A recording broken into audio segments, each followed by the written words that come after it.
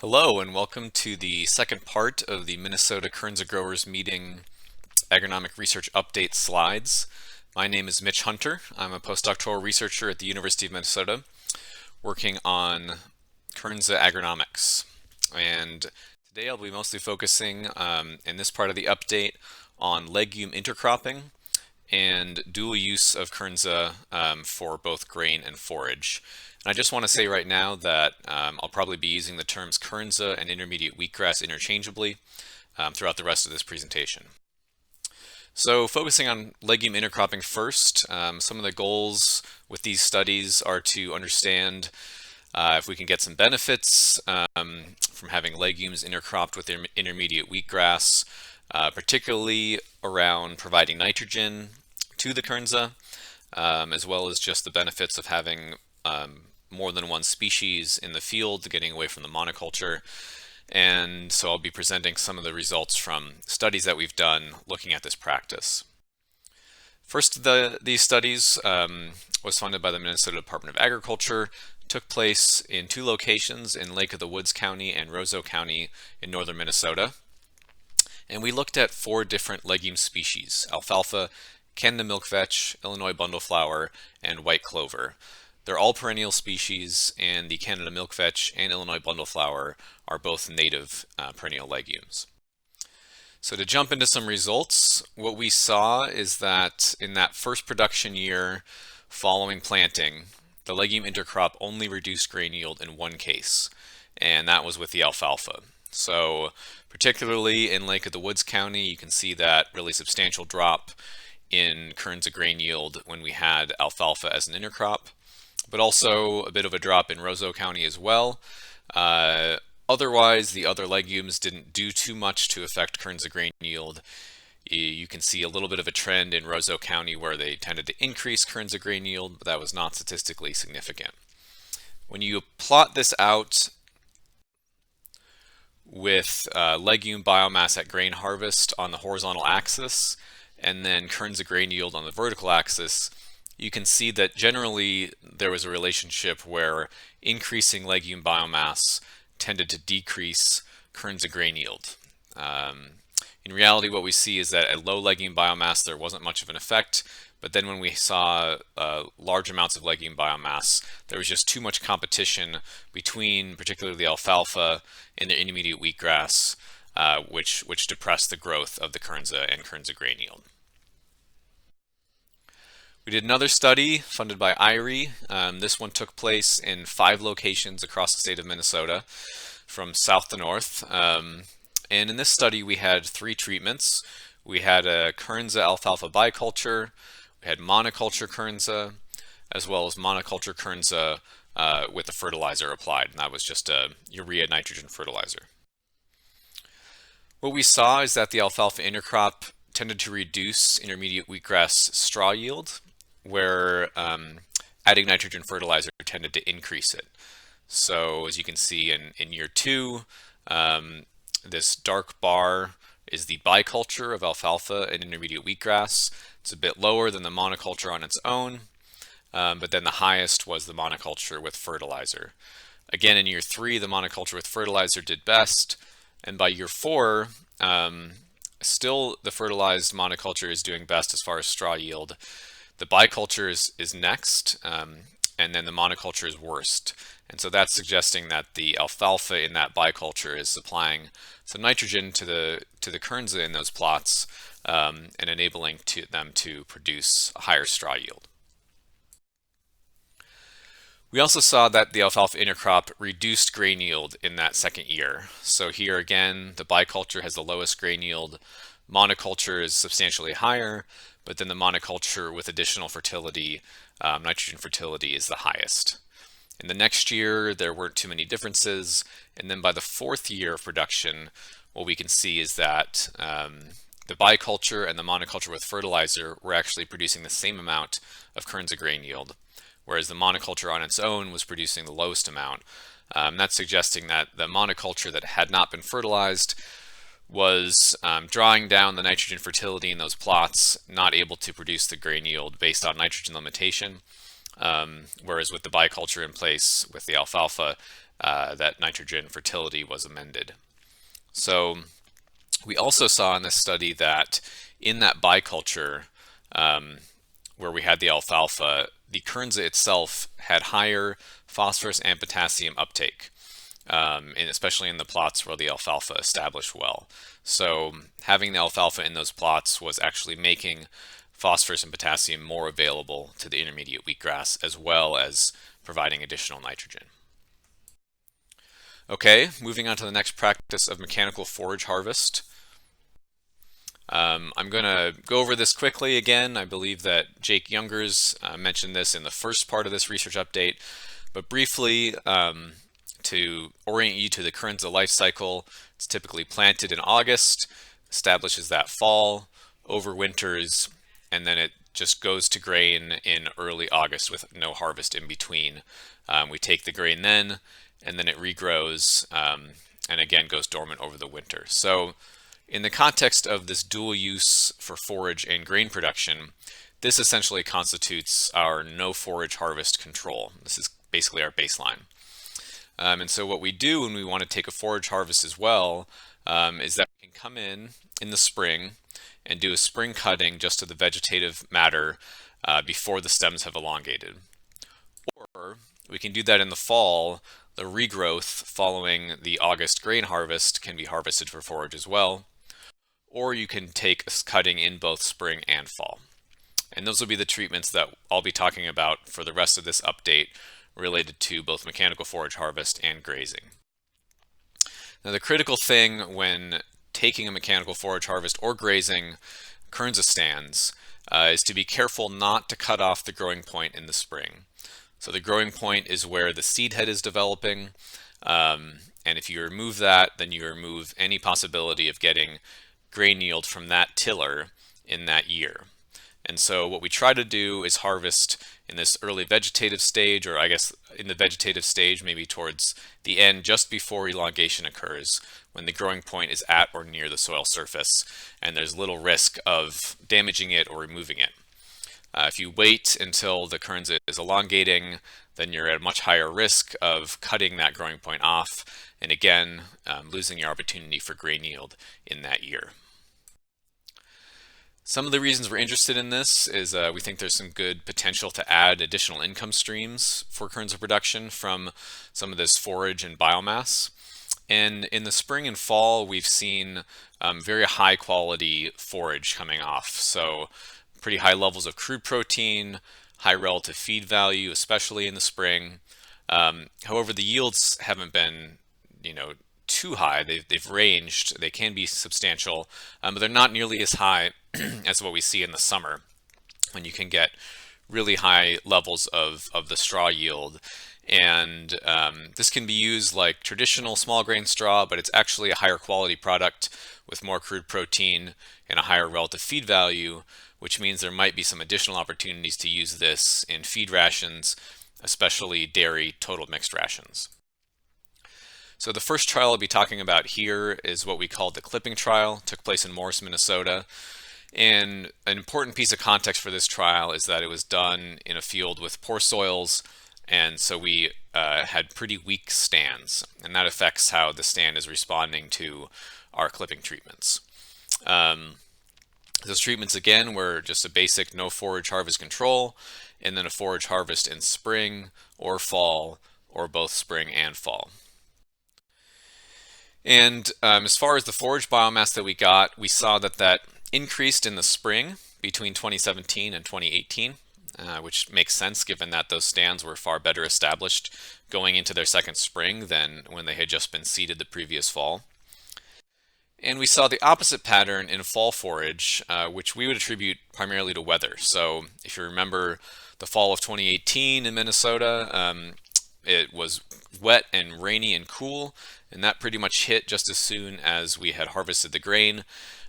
So there was very little opportunity for those plants to put on vegetative material in the fall. Hence, we got a very low fall forage yield. In contrast to the spring and the fall forage, we actually saw that the straw biomass was quite similar between the 2 years and was also not affected by our different defoliation treatments. Didn't tend to change too much between those 2 years.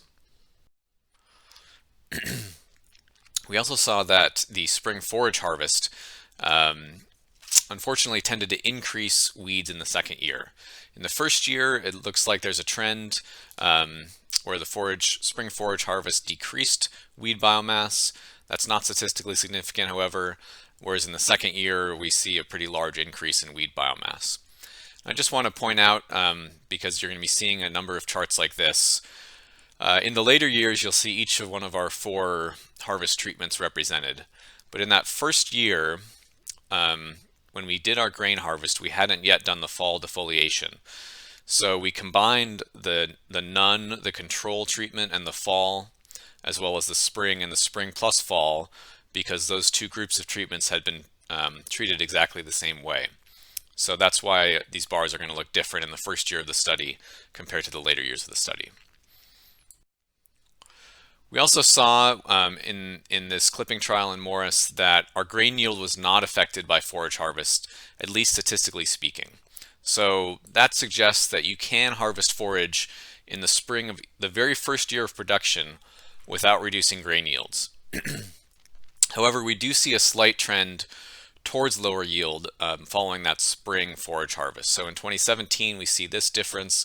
In 2018, again, we see a reduction in the 2 spring harvested plots. So that's a little bit of cause for concern going forward.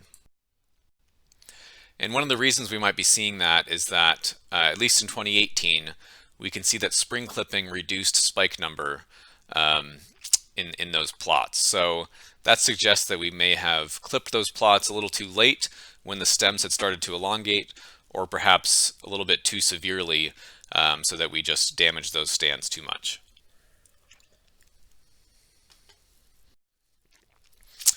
Moving on to a similar trial, but in a very different location at our research plots here in St. Paul. In this location, we have very rich soils, which leads to really dense stands of Kernza that respond pretty differently than what I was just describing in Morris. We have the same forage harvest treatments, but we also have 3 row spacing treatments where these were planted at either 6 inches, 12 inches, or 24 inches.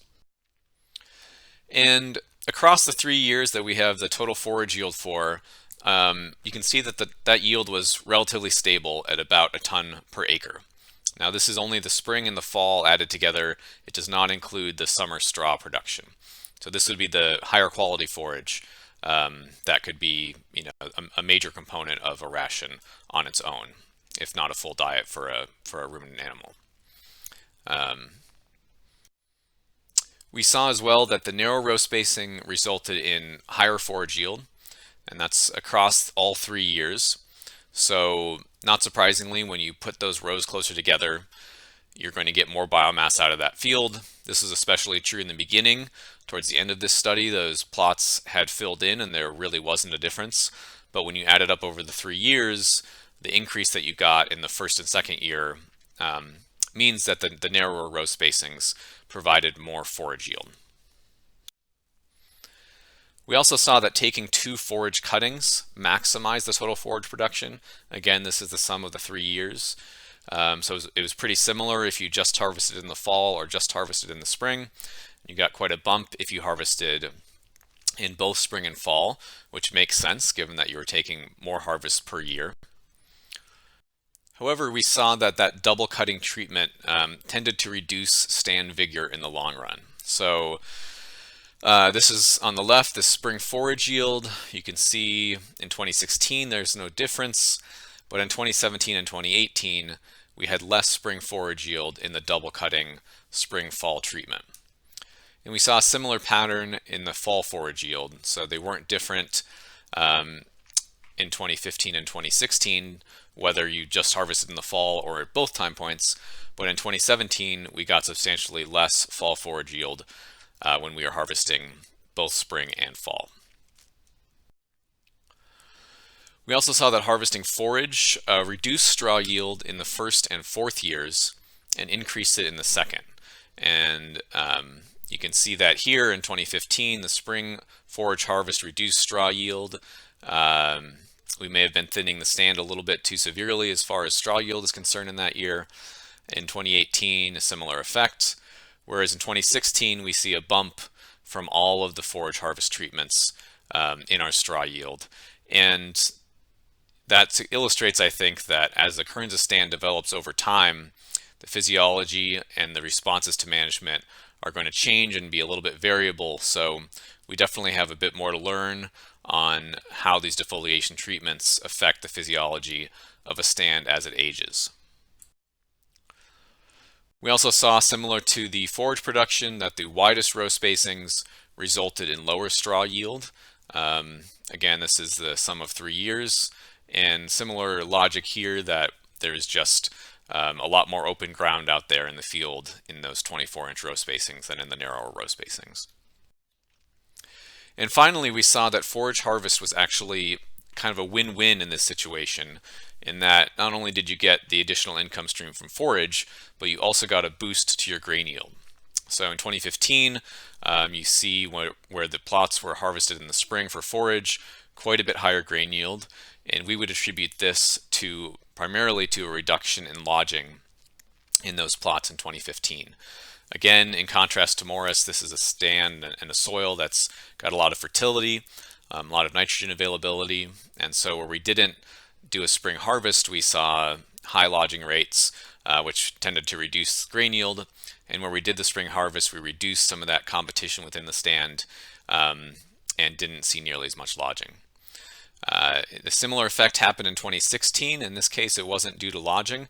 It was simply stimulating the production of tillers and spikes and grain number that all added up to a higher grain yield in the plots that had been harvested for forage. Interestingly, that switched in 2017 to where the control where we didn't harvest forage actually had the highest grain yield. So we might be seeing there some of that stand vigor reduction that we also saw with the forage harvest. Just by clipping repeatedly over time, we may be removing nutrients and damaging the stands in a way that diminished grain yield. However, by 2018, again, everything evened out across all 4 treatments. So what we'd take away from this is that you can take a spring forage cutting in the first or second production year without hurting yield. And you actually may even help the yield, at least in those earlier years of the stand. And this really contrasts with what we saw in Morris, where in the case of the clipping trial, there was pretty strong suggestion or a trend towards reduced grain yield in both years. And so we think this is probably due to the difference in soil fertility and stand vigor between those 2 locations. In this case, where the stand is so vigorous, there's a higher risk that it will compete against itself, and that can drive down grain yield. Which means that taking some forage harvests, diminishing that interstand competition can actually be beneficial. Now we'll move on to describing some studies in which we actually harvested the forage by grazing rather than with mechanical harvesting. The first study I'll be talking about is what we call the mob graze study. This also took place in the Morris Research Station, and it's actually in the exact same field as the clipping trial out there. So we have the same issues as far as soil fertility and stand vigor. And we applied the same 4 treatments, but in this case, we're actually grazing them with a group of dairy heifers as opposed to just mechanically clipping off the biomass. And what we saw is that that spring grazing event, again, like we saw in St. Paul, reduced lodging at grain harvest. So consistent and substantial reduction of grazing due to spring grazing.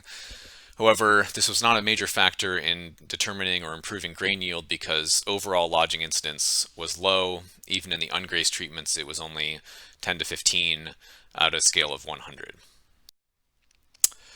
So that was a positive benefit, but grazing also tended to increase weed biomass at grain harvest, especially strongly in 2017, with a little bit of a trend in 2018 with that spring-fall treatment. So that makes sense in that we're opening up the stand, allowing more light to get down to the soil, and the intermediate wheatgrass is competing less with the weeds that are coming on. We also saw that grazing reduced straw yield pretty substantially across both years. And unfortunately, grazing also reduced grain yield. We saw a large reduction in 2017, reductions in 2018 as well. And this contrasts pretty strongly with what we saw from the mechanical forage harvest and just the absolutely adjacent plots in the same field. And so what this suggests to us is that grazing may be having a higher impact on the stand than just that mechanical forage harvest. You can't control the cutting height as well, so the cutting height may have been lower or more variable, may have caused more damage to seed heads, and the hoof action of the livestock could potentially be causing crown damage at the same time. Now I'll move on to describing the last study I'll be talking about today, which we call the strip graze study. This also took place in Morris, Minnesota, in fields adjacent to the fields I was just describing. And we planted in these fields a Kernza alfalfa intercrop, and then we grazed them sequentially across 12 paddocks in the fall. Each paddock was grazed for 2 days at a time by groups of 3 dairy heifers. And we had another set of adjacent fields that were planted to a conventional pasture, and that we were able to use as a comparison for both forage availability and animal performance. And then in the Kernza fields, we were also trying to understand the effects of fall grazing timing on grain yield the following year. So what we saw is that grazing later into the fall tended to reduce Kernza grain yield the next year. This data is grain yield from the summer of 2018, and what we're showing is that the paddocks that were grazed in mid-October in 2017 tended to have a higher yield than those that were grazed in mid-November of that year. So as grazing went later into the fall, the grain yield also tended to decline, which suggests to us that it's probably safer to do your fall grazing on a Kernza pasture or a Kernza field that you're using for forage production as well earlier rather than later. We also saw that the dairy heifers gained just as well on our Kernza alfalfa mixture as on a conventional pasture. So in both years, the heifers gained just better than about a pound a day in both cases, both grazing situations. And that's not bad for grazing dairy heifers. To summarize what I've presented, first we've seen that legume intercropping may help increase Kernza yield and nutrient content in the later years, but managing competition is challenging.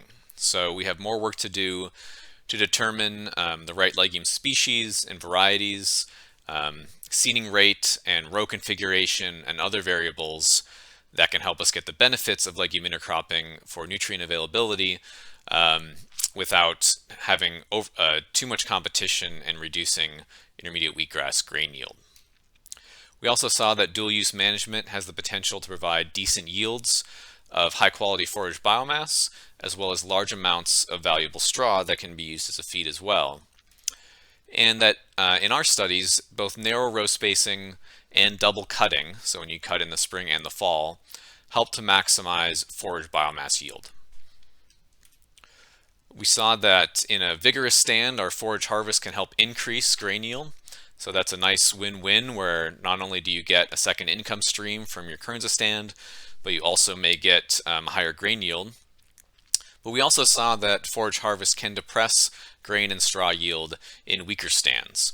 And so what this suggests is that adaptive management is really going to be key, and we're going to be doing some additional work to better understand when a stand of Kernza is really ready to be cut for forage and can benefit from forage cutting versus when it needs to be left alone to produce grain yield and not disturbed through forage cutting. We also saw that mechanical forage harvest is less risky than grazing. However, this practice might be harder to justify economically given the expense of making hay. And so we're interested to do some more work on some vigorous stands with actual grazing to see if we can get some of the benefits of defoliation that we saw in St. Paul with also the lower cost forage harvest that you can have through grazing. And finally, we saw that cattle can gain well on intermediate wheatgrass pasture. So again, that's a good indication that there's a good possibility for dual use of Kernza stands for both grain and forage. With that, I just want to say thank you. Don't hesitate to reach out if you have any questions. and be looking out for additional information on what we're finding in our Kernza agronomic research.